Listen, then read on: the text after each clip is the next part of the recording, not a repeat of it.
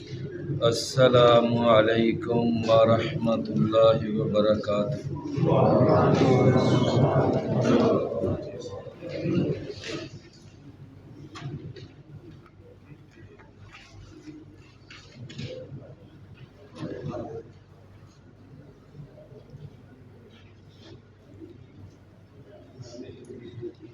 سورۃ الشورى آیت نمبر 17 اور 18 اور 19۔ اعوذ باللہ السمیع العلیم من الشیطان الرجیم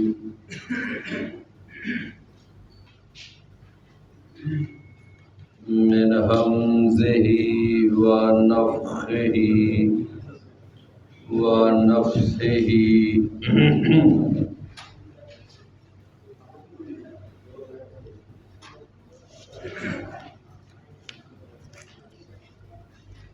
اللہ الذی انزل الکتاب بالحق والمیزان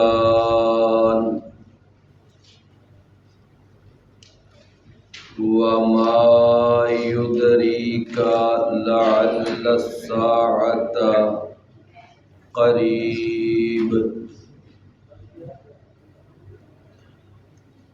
اللہ الذی،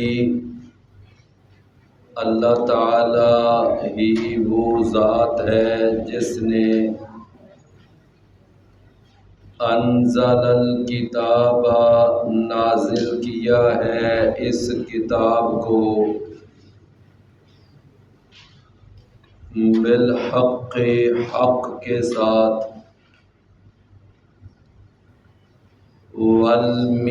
والمیزان اور اس نے نازل کیا ہے میزان کو،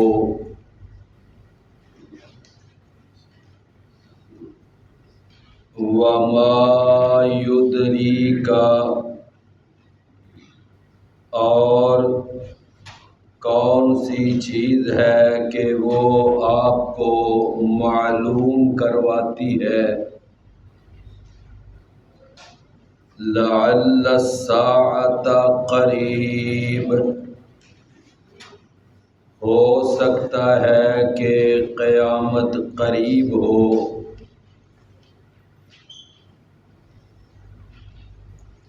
یستعجل بها الذین لا یؤمنون بها، یستعجل جلدی مچاتے ہیں اس قیامت کے بارے میں، الذین لا یؤمنون بها، وہ لوگ جو اس پر ایمان نہیں لاتے، والذین آمنوا اور وہ لوگ جو ایمان لائے، مشفقون منہا وہ ڈرنے والے ہیں اس سے، وَيَعْلَمُونَ اور وہ جانتے ہیں، أَنَّهَا الْحَقُّ بے شک یہ قیامت برحق ہے، الا خبردار، ان الذین یمارون فی الساعۃ بے شک وہ لوگ جو شک کرتے ہیں قیامت کے بارے میں، لفی ضلال بعید یقیناً وہ بہت دور کی گمراہی میں ہے، اللہ لطیف بعبادہ، اللہ تعالی بڑا ہی باریک بین ہے اپنے بندوں کے حوالے سے۔ یرزق من یشاء، وہ رزق دیتا ہے جس کو چاہتا ہے۔ وَهُوَ الْقَوِيُّ الْعَزِيزُ، اور وہ اللہ ہی سب سے زیادہ قوت والا، ہر چیز پر غالب ہے۔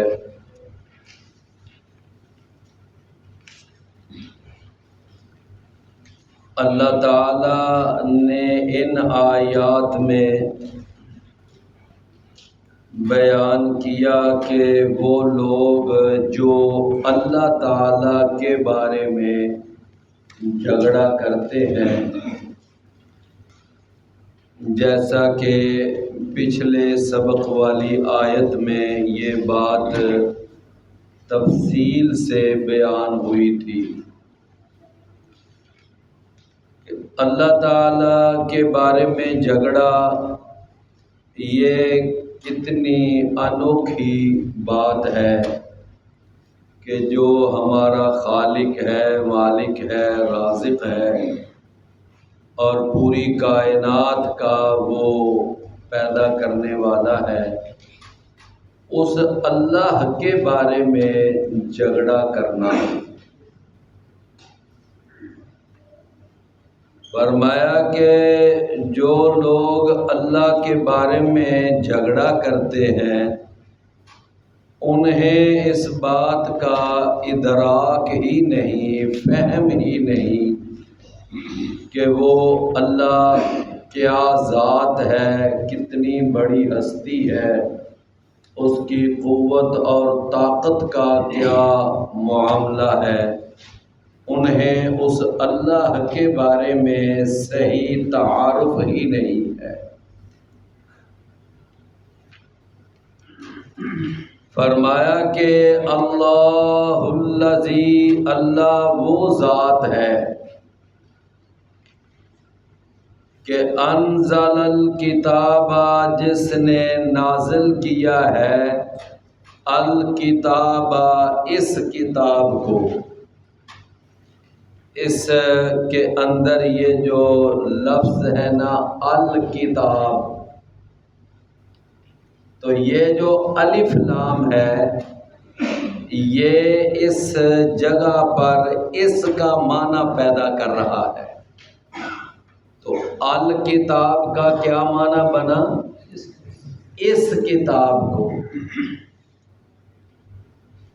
اللہ وہ ذات ہے جس نے نازل کیا ہے اس کتاب کو بالحق، حق کے ساتھ، حق کے ساتھ اللہ تعالیٰ نے اس کتاب کو نازل کیا ہے۔ اللہ تعالیٰ نے اپنا یہ تعارف کروایا کہ میں کون ہوں، میں نے اس کتاب کو حق کے ساتھ نازل کیا ہے۔ تو ایک بات جو ہے وہ یہاں پر سمجھنے کے لیے بہت ضروری ہے، اور اگر بھائی پوری طرح توجہ سے بات سنیں گے تو انشاءاللہ العزیز بات سمجھ آئے گی کہ حق کیا ہے۔ یہ ایک سوال ہے۔ آپ کو یاد ہے کہ کچھ دیر پہلے ایک سبق میں ہم نے یہ ایک مسئلہ حل کیا تھا کہ اسلام کیا ہے۔ یہ بات آئی تھی نا کہ اگر کوئی بندہ کسی سے پوچھ لے کہ واٹ از اسلام، اسلام کیا ہے، اسلام کو ڈیفائن کرو، اس کی ڈیفینیشن کرو، تو آپ کو اس وقت یہ بتایا تھا کہ ہر نبی اور ہر رسول کے زمانے میں اس رسول کی اطاعت کا نام اسلام ہے. یہی بات ہوئی تھی نا.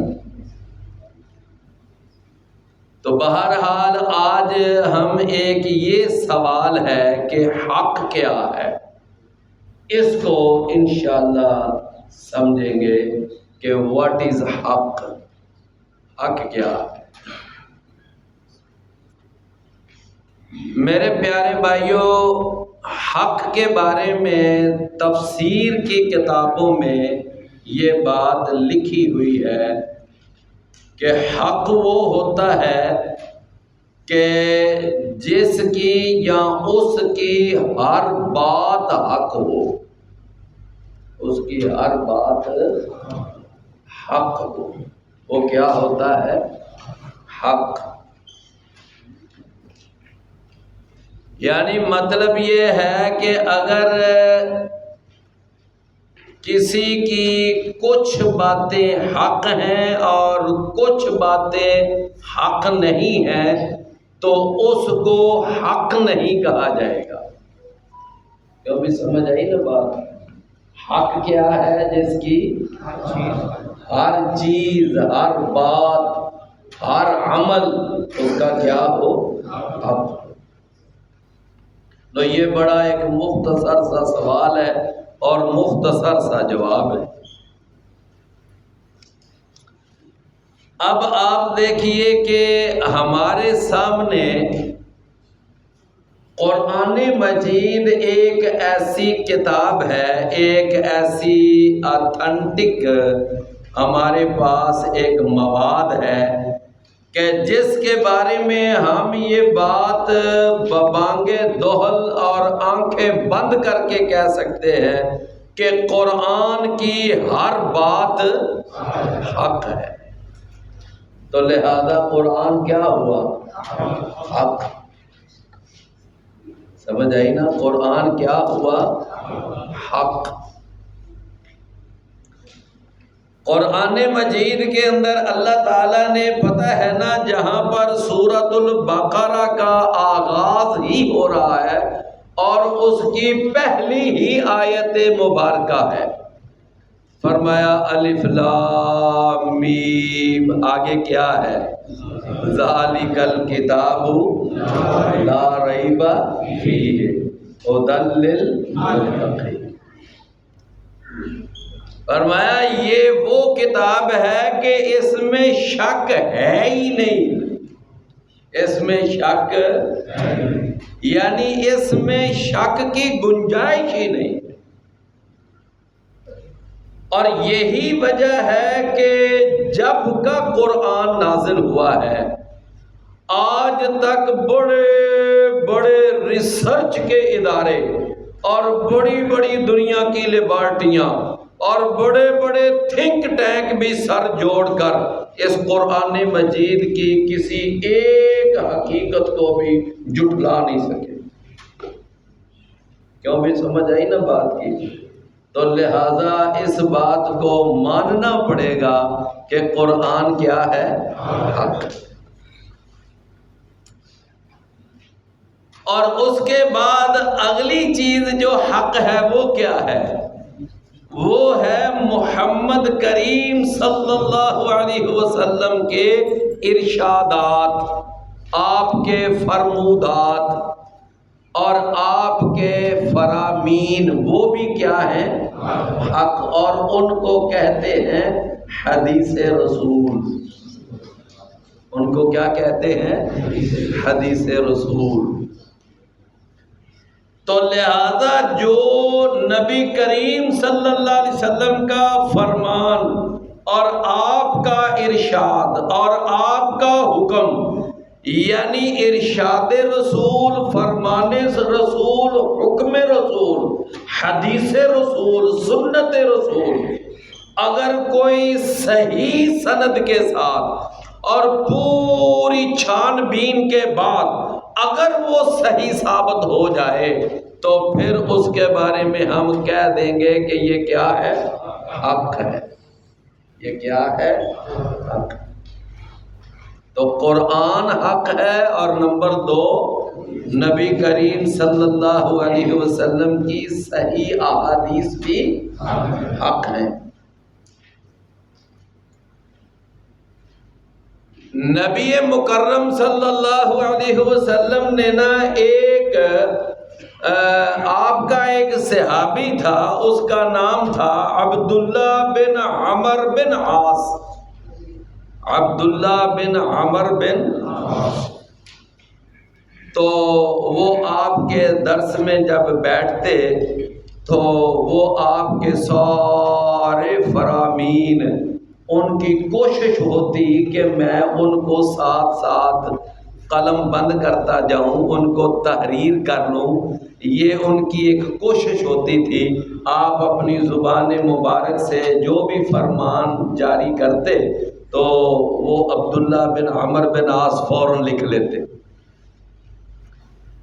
ایک دفعہ ان کے ساتھیوں نے، یعنی رسول اللہ صلی اللہ علیہ وسلم کے صحابہ نے اس پہ ایک اعتراض کیا، آبجیکشن لگا دیا کہ عبداللہ تم نبی صلی اللہ علیہ وسلم کی ہر بات ہی لکھتے ہو، آپ جو بھی فرماتے ہیں لکھ لیتے ہو، تو اس بات پہ تو ذرا غور کر لیا کرو، کبھی نہ کبھی اس بات پہ ذرا توجہ دے لیا کرو کہ آپ کبھی غصے کی حالت میں ہوتے ہیں، کبھی آپ خوشی کی حالت میں ہوتے ہیں، تو اب ہو سکتا ہے آپ کی وہ غصے والی بات نہ لکھنے والی ہو۔ کیوں بھی بات سمجھ آئی نا؟ تو اس لیے ذرا کچھ اتنا سا فرق تو کر لیا کرو۔ عبداللہ بن عمر جو ہے انہوں نے وقتی طور پر لکھنا ذرا بند کر دیا، اور دل میں یہ ارادہ رکھ لیا کہ جب رسول اکرم صلی اللہ علیہ وسلم سے اب ملاقات ہوگی تو میں پہلی فرصت میں یہ مسئلہ حل کروں گا، آپ سے پوچھوں گا کہ آپ کی میں نے کون سی باتیں لکھنی ہیں، کون سی نہیں لکھنی، یہ میں رسول اللہ صلی اللہ علیہ وسلم سے کنفرم کر لوں گا۔ تو اس بات پہ نا اب انتظار، نبی صلی اللہ علیہ وسلم سے جب ملاقات ہوئی تو آپ سے آ کر پوچھتے ہیں، اللہ کے نبی میں آپ کی نا، بلکہ اللہ کے رسول نے اس بات کا جائزہ لے لیا کہ عبداللہ پہلے میری احادیث لکھتا تھا، آج کل نہیں لکھ رہا، تو پوچھا عبداللہ کیا بات ہے اب تم لکھتے نہیں ہو؟ تو کہا اللہ کے نبی یہ آپ کے ساتھیوں نے یہ مجھے کہا ہے کہ آپ کبھی غصے میں ہوتے ہیں کبھی خوشی میں ہوتے ہیں، تو پتہ نہیں آپ کی کون سی بات لکھنے والی ہو کون سی نہ لکھنے والی ہو۔ اللہ اکبر، صحیح مسلم میں یہ سارا واقعہ موجود ہے جو میں آپ کو سنا رہا ہوں۔ تو اس وقت رسول اکرم، نبی رحمت، پیغمبر جہاد، رسول الثقلین، سید الکونین، امام الحرمین الشریفین، امام اعظم، قائد اعظم، مرشد اعظم جناب محمد رسول اللہ صلی اللہ علیہ وسلم نے اپنے پیارے لبوں سے، میٹھی زبان سے یہ بات ارشاد فرمائی، فرمایا اے عبداللہ اکتب، اے عبداللہ اکتب، لکھا کر۔ اور اس کے بعد آپ نے اپنے منہ مبارک کی طرف اشارہ کیا اور فرمایا کہ فَإِنَّهُ لَا يَخْرُجُ مِنْهُ إِلَّا الْحَقِّ، بس بے شک میری اس زبان سے اللہ حق کے سوا اور کوئی بات نکالتا ہی نہیں۔ اللہ، تو کیا بات سمجھ آئی کہ حق وہ ہوتا ہے کہ جس کی ہر بات حق ہو، وہ حق ہوتا ہے۔ اچھا، اب ہمارے سامنے حق صرف دو چیزیں ہیں، ایک اللہ کا قرآن ہے وہ حق ہے، اور ایک محمد کریم صلی اللہ علیہ وسلم کا ہر فرمان جو صحیح سند سے ثابت ہو جائے وہ بھی کیا ہے؟ حق ہے۔ تو یہ دو چیزیں حق ہیں بس۔ تو اب آ جاؤ اس کے علاوہ دنیا کی بڑی بڑی یعنی یونیورسٹیاں ہیں، ان کے آگے تھاٹس ہیں، ان کے آگے یہ ہے، اچھا، اب ان کے علاوہ میں یہاں پر ایک بات عرض کروں گا کہ کیا کسی صحابی یا کسی تابعی یا کسی امام یا کسی مجتہد یا کسی فقیہ یا کسی مفسر یا محدث یا کسی علامہ یا فہامہ یا کسی شیخ الحدیث یا شیخ القرآن، اس کی ہر بات کبھی حق ہو سکتی ہے؟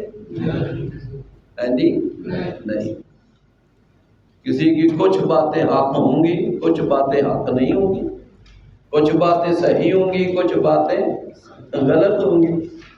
اللہ، امام مالک رحمت اللہ علیہ کہ جن کو امام دار الہجرہ کے دار الہجرہ کے امام، دار الہجرہ کون ہے؟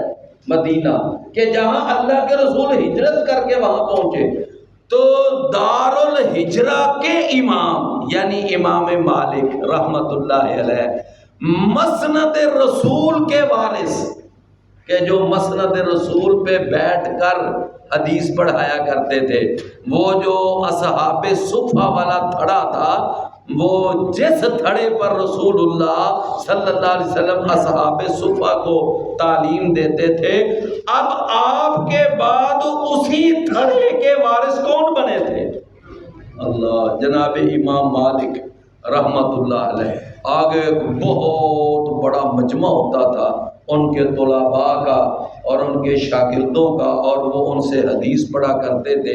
تو امام مالک رحمت اللہ علیہ اب جب وہ حدیث پڑھاتے، درس دیتے، تو کبھی کبھی کوئی بات سمجھانے کی بات آ جاتی نا، تو اب نبی کریم صلی اللہ علیہ وسلم کی جو قبر مبارک تھی وہ اس تھڑے کے بالکل پیچھے تھی، تو اس وقت فرمایا کرتے تھے کہ لوگوں ایک بات اچھی طرح سن لو، دنیا کے اندر ہر شخص کی بات کو قبول بھی کیا جا سکتا ہے، رد بھی کیا جا سکتا ہے، الا صاحب ھذا القبر، سوائے اس قبر والے کے، کہ ان کی بات کو قبول کیا جائے گا، رد نہیں کیا جائے گا۔ کیوں رد نہیں کیا جائے گا؟ اس لیے کہ ان کی کوئی بات غلط ہے ہی نہیں، باقی ہر کسی کی کوئی بات صحیح بھی ہو سکتی ہے، غلط بھی ہو سکتی ہے۔ اس لیے کہ محمد کریم صلی اللہ علیہ وسلم اللہ کی طرف سے وحی کے بغیر بات ہی نہیں کرتے۔ وَمَا يَنطِقُ عَنِ الْهَوَىٰ إِنْ هُوَ إِلَّا وَحْيٌ يُوحَىٰ مَن يُطِعِ الرَّسُولَ فَقَدْ أَطَاعَ اللَّهَ، جس نے رسول کی اطاعت کی اس نے اللہ کی اطاعت کی۔ تو لہٰذا اطاعت رسول جو ہے وہ اصل میں اطاعت الہی ہے۔ تو بات یہ سمجھ آئی کہ حق جو ہے وہ صرف اللہ کا قرآن ہے یا محمد رسول اللہ کا فرمان ہے۔ ان دو سورسز کے علاوہ، ان دو موادوں کے علاوہ اور کوئی دنیا کا مواد ایسا نہیں ہے کہ جس کو حق کا درجہ دیا جا سکے، جس کو حق کا درجہ دیا جا سکے۔ تو لہذا میرے بھائیوں، اب کوئی آدمی کہہ سکتا ہے کہ امام ابو حنیفہ رحمت اللہ علیہ ان کی ہر بات حق ہے، یا امام مالک رحمت اللہ علیہ ان کی ہر بات حق ہے، یا امام شافعی رحمت اللہ علیہ ان کی ہر بات حق ہے، یا امام احمد بن حنبل کی ہر بات حق ہے، یا امام جعفر صادق کی ہر بات حق ہے، یا امام یوسف یا امام محمد کی ہر بات حق ہے، یا امام بخاری یا امام مسلم کی ہر بات حق ہے۔ نو، کسی کے بارے میں یہ بات نہیں کہہ سکتے، سمجھے نا؟ تو بات یہ ہے کہ یہ صرف اور صرف ایک قرآن کے بارے میں کہہ سکتے ہیں اور ایک حدیث رسول کے بارے میں، بس یہ دو ذریعے۔ اللہ، تو جب امام ابو حنیفہ رحمۃ اللہ علیہ کی ہر بات حق نہیں ہے تو پھر کہہ سکتے ہیں کہ فقہ حنفیہ حق ہے؟ جب امام شافعی کی ہر بات حق نہیں تو پھر کوئی یہ بات جسارت کر سکتا ہے کہ وہ کہہ دے جی فقہ شافعیہ حق ہے یا فقہ مالکیہ حق ہے یا فقہ حنبلیہ حق ہے یا فقہ جعفریہ حق ہے؟ جب ان کی جن کے ناموں پر یہ فقہ ہیں، جب ان کی ہر بات کو حق کا ہم درجہ نہیں دے سکتے تو ان کے ناموں پر تیار ہونے والی فقہوں کو حق کا درجہ دے سکتے ہیں؟ کبھی بھی نہیں۔ اللہ اکبر۔ آپ نے سنا ہوگا کہ بعض لوگ کہتے ہیں، وہ بس ایک نہ بے دھیانے انداز میں، بے توجہی میں وہ کہہ جاتے ہیں، لیکن ان کو بھی سمجھ ہوتی نہیں کہ ہم کیا کہہ رہے ہیں۔ وہ کہہ جاتے ہیں جی چاروں امام پر حق ہیں، کہہ جاتے ہیں کہ نہیں؟ چاروں امام برحق ہیں۔ تو میں عرض یہ کرتا ہوں کہ دیکھیں میرے بھائیوں، اگر چاروں امام برحق ہیں اور آپ بھی اس بات کا دعویٰ کرتے ہیں تو پھر چاروں اماموں کی بات مانو نا، ان چاروں میں سے ایک کی کیوں مانتے ہو، باقی تینوں کی کیوں نہیں مانتے؟ کیوں بھی میری بات سمجھ آ رہی ہے؟ بھائی جب تم اپنی زبان سے یہ کہتے ہو کہ چاروں امام برحق ہے تو اب اپنی بات، اپنے منہ سے نکلی ہوئی بات کی ہی لاج رکھو۔ اب اس بات پر ہی تو پیرا دو کہ چاروں امام جب برحق ہیں تو چاروں کی مان لو، چاروں کی مانو نا۔ یہ کیا کہ ایک امام کے اوپر قبضہ کر کے بیٹھ جانا اور کہنا کہ جی ہم نے صرف اپنے امام کی بات ماننی ہے، صرف اپنے امام کی تقلید کرنی ہے، ہم چونکہ اپنے فلاں امام کے مقلد ہیں لہذا ہم نے اس اپنے امام کے فتوے سے آگے پیچھے نہیں ہوں۔ ایسا ہی ہوتا ہے کہ نہیں ہوتا بھائیو؟ کیوں جی ایسا ہی ہوتا ہے نا کہ ایک آدمی جب وہ یہ دعویٰ کر بیٹھتا ہے نا میں حنفی ہوں، اب وہ اس بات پہ ڈٹ جاتا ہے کہ اب میں نے صرف وہ عمل کرنا ہے کہ جو مجھے فقہ حنفی سے ملے گا۔ اب فقہ حنفی سے مجھے کوئی عمل ملے وہ اگر قرآن کی آیت کے بھی خلاف ہو یا حدیث کے بھی خلاف ہوگا تو میں نے قرآن کی آیت چھوڑ دینی ہے، حدیث چھوڑ دینی ہے، لیکن میں نے اپنے امام کی بات نہیں چھوڑنی۔ یہ وہ چیز ہے کہ جو مسلمانوں کے اندر فرقہ واریت پیدا کرتی۔ اور اگر بندہ یہ کہے ٹھیک ہے جی چار امام ہیں، ان میں سے جس کی بات بھی قرآن اور حدیث کے مطابق ہوگی ہم سب کی مانیں گے، الحمدللہ، بات ختم۔ بھئی جب چاروں امام جو برحق ہیں، میں آپ کو ایک چھوٹی سی مثال دے کر آگے بات کرتا ہوں کہ آپ ذرا دیکھیں چار اماموں میں سے اگر ایک امام صاحب یہ کہیں کہ رکوع جاتے اور رکوع سے سر اٹھاتے وقت رفع الیدین نہیں کرنا، اور تین امام یہ کہیں کہ رکوع جاتے اور رکوع سے سر اٹھاتے وقت رفع الیدین کرنا ہے، اب اس کے باوجود آدمی تین کی چھوڑ دے ایک کی مان لے، یہ انصاف ہے؟ یہ کہاں کا انصاف ہے؟ بھئی جب چاروں امام جو برحق ہیں اور تین کہہ رہے ہیں کہ رکوع جاتے وقت اور رکوع سے سر اٹھاتے وقت رفع الیدین کرو، یہ سنت رسول اللہ صلی اللہ علیہ وسلم، اور ایک امام کا یہ فتویٰ سامنے آئے، اب پتہ نہیں اس امام صاحب نے وہ فتویٰ بھی دیا ہے کہ نہیں دیا، ہمیں کیا پتہ؟ ہمیں کوئی ہمارے پاس کوئی ایسا ذریعہ نہیں ہے کہ ہم اس بات کو یعنی اس کی کوئی اتھینٹسٹی کریں، کوئی درمیان میں سند نہیں ہے، کوئی سند کی تحقیق نہیں ہے، کوئی اس کے اندر اسماء اور رجال نہیں ہے، کوئی اس کے اندر یعنی ایسا کوئی ذریعہ نہیں، کچھ بھی نہیں۔ 600 سال کے بعد ایک کتاب لکھی گئی اور اس کے اندر لکھا جی فلاں امام صاحب نے فتویٰ دیا تھا کہ رکوع سے جاتے وقت اور سر اٹھاتے وقت رفع الیدین نہیں کرنا، بس اسی بات پہ اڑ گئے۔ اللہ اکبر۔ ہمارے ایک بہت بڑے ہمارے ایک جماعت کے ماشاءاللہ خطیب تھے، بہت بڑے خطیب، آپ نے ان کا نام سنا ہوگا، ان کا نام تھا شیخ القرآن مولانا محمد حسین شیخوپوری رحمت اللہ علیہ۔ سمجھ آئی نا بات؟ سنا ہوگا نا نام۔ اچھا، اللہ تعالیٰ نے نا ان کو یہ ملکہ دیا تھا کہ وہ بات کو نا ایک تو مثال سے سمجھاتے تھے، اور ایک ان کا یہ بڑا فن تھا کہ وہ بات کو بڑے سادہ دیہاتی اور عام انداز میں ایک عام شخص کے بھی ذہن میں بات بٹھا دیتے۔ یہ ان کا ایک بہت بڑا فن تھا، بڑا ملکہ تھا۔ اب وہ ایک دفعہ یہ بات سمجھاتے ہیں، ذرا غور سے سننا۔ کہتے ہیں کہ بھائی تم یہ کہتے ہو کہ چاروں امام برحق ہیں، تو پھر چاروں اماموں کی باتیں مانو، ایک امام کی بات مان کے بیٹھ جاتے ہو، باقی تین کدھر جائیں گے؟ اب انہوں نے مثال دی، کہتے ہیں کہ یہ بتاؤ تمہارے گھر میں بھینس ہوگی یا تمہارے گھر میں گائے ہوگی، اس بھینس کے کتنے تھن ہوتے ہیں؟ کتنے تھن ہوتے ہیں؟ چار۔ تو کہتے ہیں یہ بتاؤ ان چار تھنوں میں سے صرف ایک تھن کا دودھ دوتے ہو کہ چاروں کا دوتے ہو؟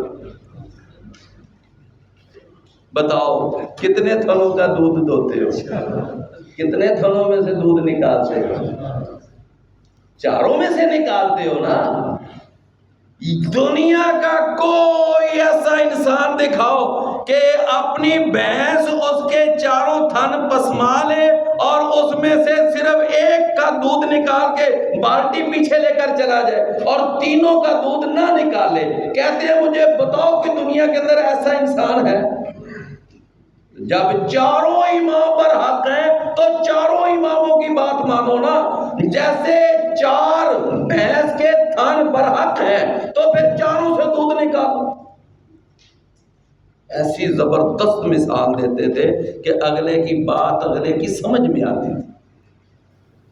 بھائی ہم بھی کہتے ہیں کہ جو بات امام ابو حنیفہ رحمۃ اللہ علیہ کی قرآن اور حدیث کے مطابق ہے اس کو بھی مان لو، جو بات امام شافعی کی قرآن اور حدیث کے مطابق ہے اس کو بھی مان لو، جو بات امام احمد بن حنبل کی یا امام مالک کی وہ قرآن اور حدیث کے مطابق ہے وہ بھی مان لو، جو بات امام بخاری کی یا امام احمد بن حنبل یا امام مسلم، ایک تو یہ چاروں امام پر حق، ایک تو یہ دعوی غلط ہے۔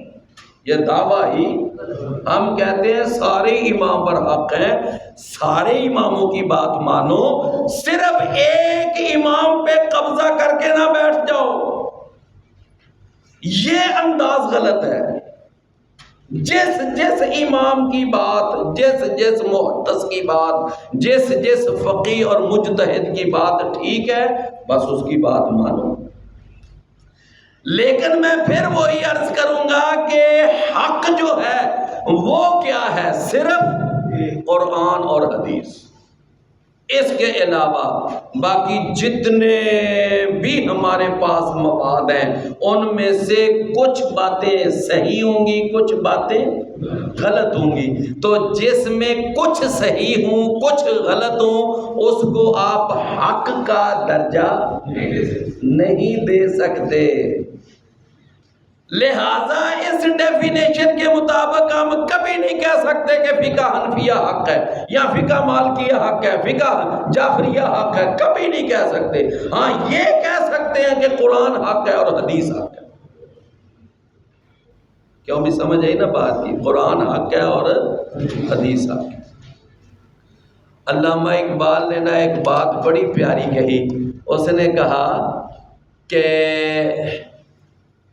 باطل دو ہی پسند ہے، باطل دو ہی پسند ہے، دو ہی، یعنی باطل جو ہوتا ہے نا وہ اپنے ساتھ ہر قسم کی ملاوٹ قبول کر لیتا ہے، کوئی ادھر سے آ جائے، کوئی ادھر سے آ جائے، کوئی ادھر سے آ جائے، اس میں جو بھی آ جائے وہ اپنے اندر قبول کر لیتا ہے۔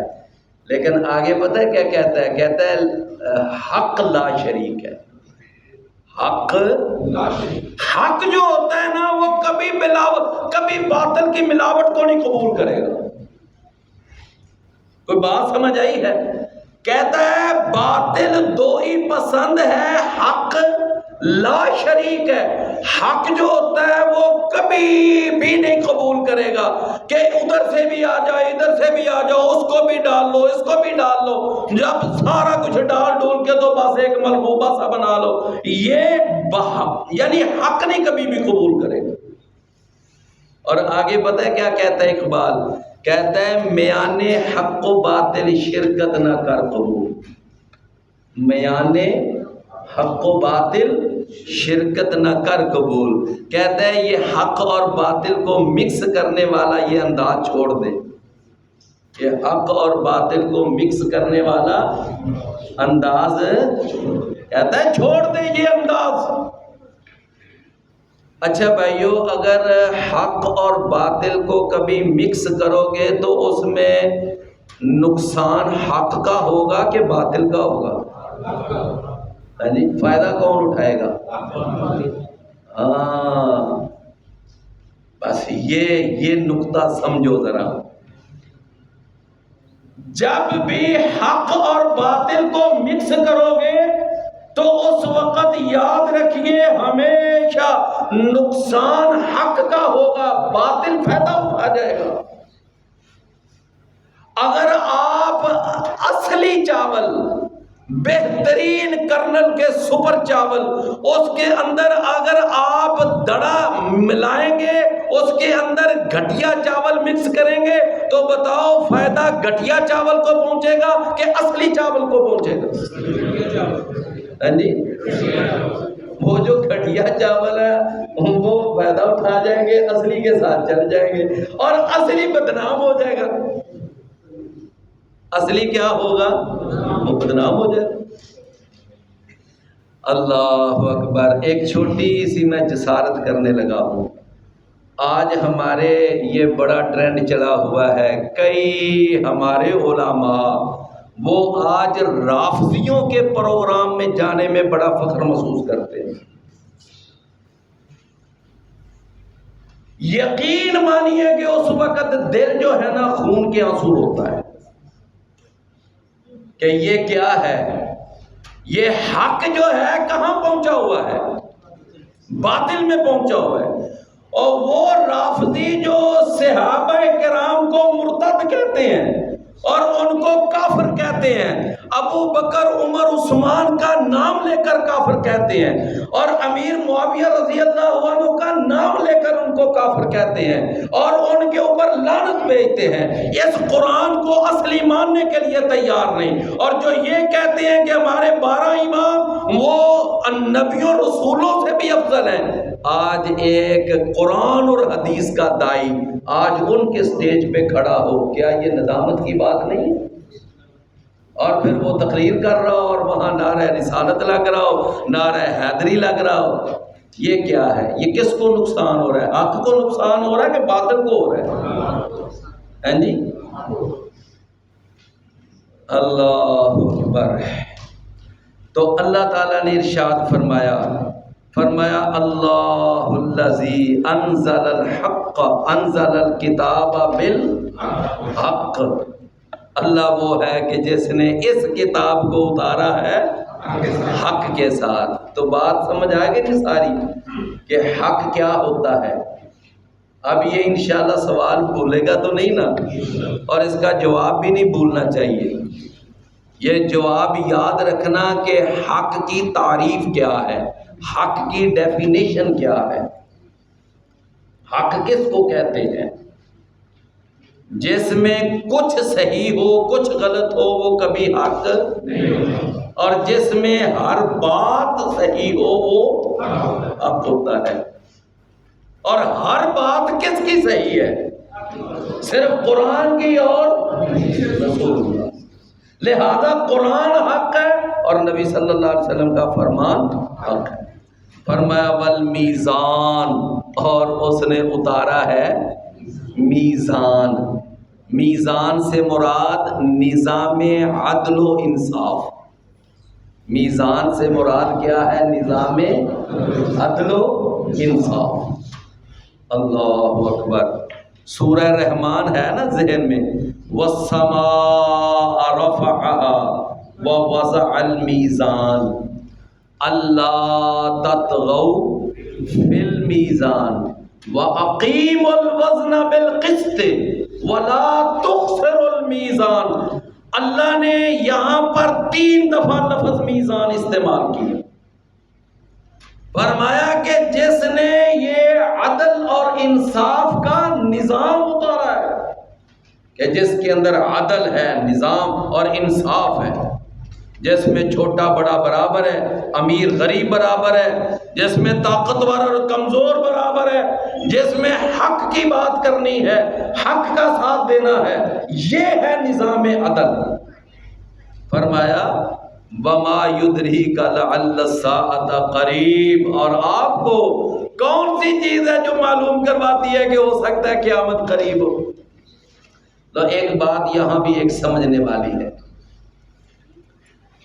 رسول اللہ صلی اللہ علیہ وسلم تشریف فرما ہے تو ایک صحابی جو اعرابی تھا، اعرابی سمجھتے ہیں نا، میں نے کئی دفعہ یہ بتایا ہے، اعرابی یعنی کسی گاؤں سے آنے والا، وہ آیا اور آ کر نا نبی صلی اللہ علیہ وسلم سے کہنے لگا کہ اللہ کے رسول یہ بتائیں کہ قیامت کب آئے گی؟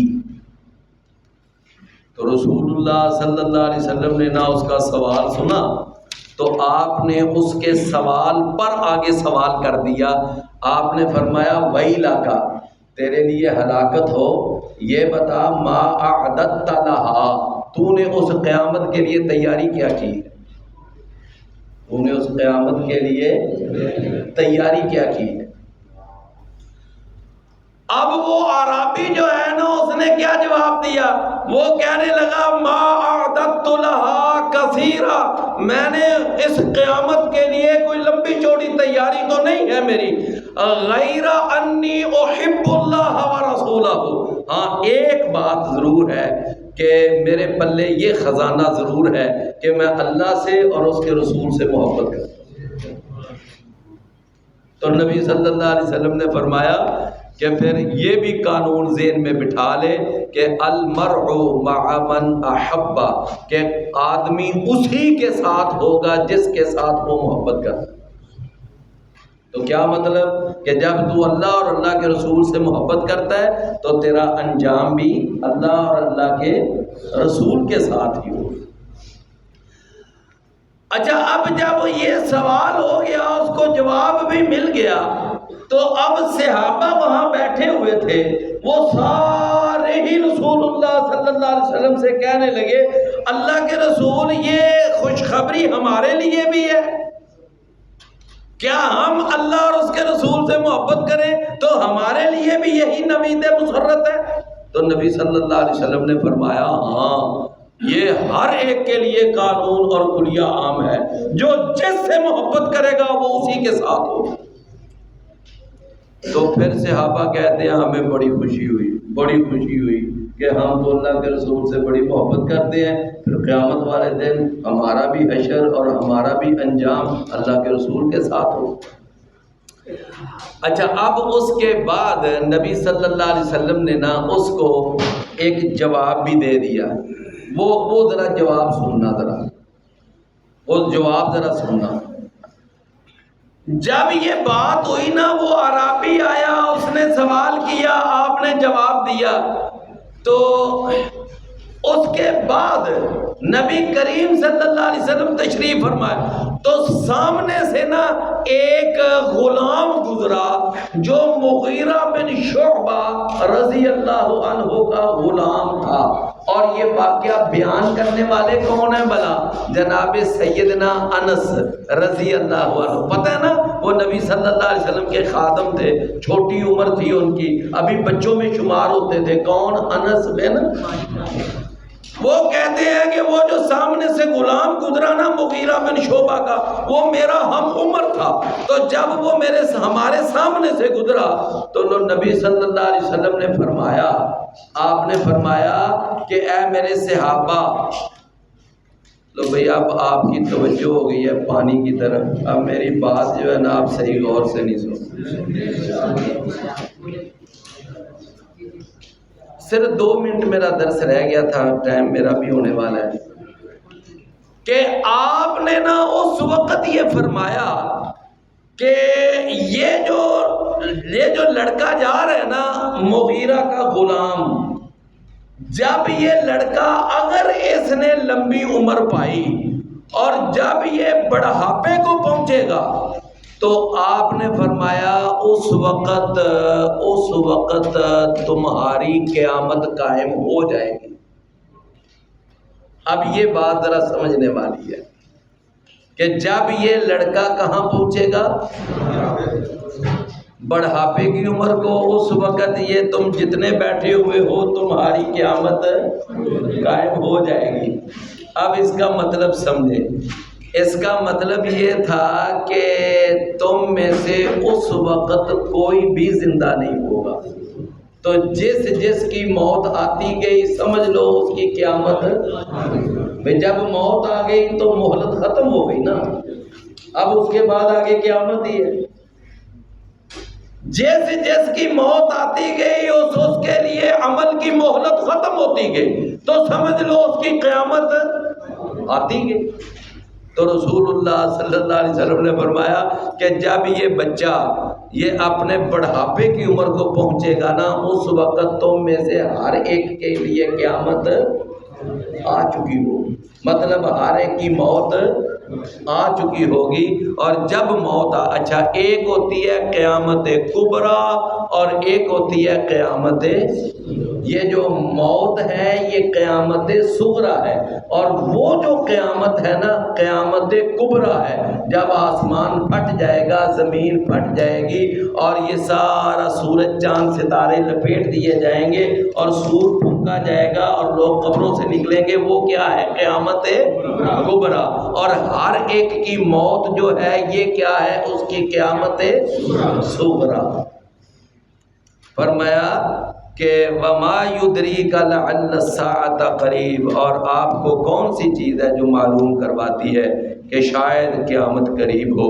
يَسْتَعْجِلُ بِهَا الَّذِينَ لَا يُؤْمِنُونَ بِهَا، فرمایا اس قیامت کی جلدی وہ مچاتے ہیں جو اس قیامت پر ایمان نہیں لاتے، جو اس قیامت پر ایمان نہیں لاتے۔ والذین آمنوا، اور جو ایمان والے ہوتے ہیں، مشفقون منہا، وہ تو اس قیامت سے ڈرنے والے ہیں، وہ اس قیامت سے کیا ہے؟ وہ تو ہر وقت ڈرتے رہتے ہیں، پتہ نہیں کب موت آ جائے اور کب مہلت ختم ہو جائے۔ فرمایا کہ وَيَعْلَمُونَ، اور وہ جانتے ہیں، أَنَّهَا الْحَقُّ، کہ بے شک وہ قیامت پر حق ہے۔ الا خبردار، ان الذین یمارون فی الساعۃ، بے شک وہ لوگ جو قیامت کے بارے میں جھگڑا کرتے ہیں یا قیامت کے بارے میں شک کرتے ہیں، لفی ضلال بعید، یقیناً وہ بڑی دور کی گمراہی میں ہے۔ اللہ لطیف بعبادہ، اللہ بڑا باریک بین ہے اپنے بندوں کے بارے میں۔ یرزق من یشاء، وہ اللہ رزق دیتا ہے جس کو۔ یہاں پر آگے نا ایک جملہ محذوف ہے، وہ جملہ محذوف پتہ ہے کیا ہے؟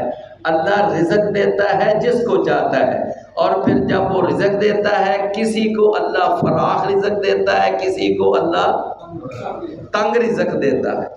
نہیں بات سمجھ آئی؟ یہ قرآن میں کئی جگہ پہ آتا ہے نا، فرمایا یبسط الرزق لمن یشاء ویقدر، یعنی وہ جملہ یہاں ہے نہیں، لیکن اس کا مفہوم یہاں ہے کہ وہ اللہ رزق دیتا ہے جس کو چاہتا ہے، فراخ رزق دیتا ہے جس کو چاہتا ہے، تنگ دیتا ہے۔ اچھا، وہ جس کو فراخ رزق دیتا ہے وہ بھی اس کی حکمت کا تقاضا ہوتا ہے، اور جس کو تنگ رزق دیتا ہے وہ بھی اس کی کسی حکمت کا تقاضا ہوتا ہے۔ اب اللہ اپنے بندوں کے بارے میں وہ بہتر جانتا ہے کہ اس کو فراخ رزق دینا ہے، اس کو تنگ رزق دینا ہے۔ جس کو فراخ رزق دیتا ہے یہ کوئی دلیل نہیں ہے کہ یہ اللہ کا بڑا محبوب ہے اور پیارا ہے۔ جس کو تنگ رزق دیتا ہے یہ دلیل نہیں ہے کہ یہ اللہ کو پیارا نہیں ہے، اللہ کا محبوب نہیں ہے۔ رزق کا زیادہ ہونا اللہ کے محبوب ہونے کی دلیل نہیں، اور رزق کا کم ہونا اللہ کے نامحبوب ہونے کی دلیل نہیں۔ فرمایا وَهُوَ الْقَوِيُّ الْعَزِيزُ، اور وہ اللہ ہی ہر چیز پہ قدرت رکھنے والا، ہر چیز پہ غالب ہے۔ بھائی آج کوئی بھائی ایسا ہے سبق میں، درس میں، جو پہلے دن تشریف لایا ہو، وہ ذرا ہاتھ کھڑا کرنے کی تکلیف کرے۔ اچھا جی میں کرتا ہوں۔ اچھا ماشاءاللہ ایک یہ بھائی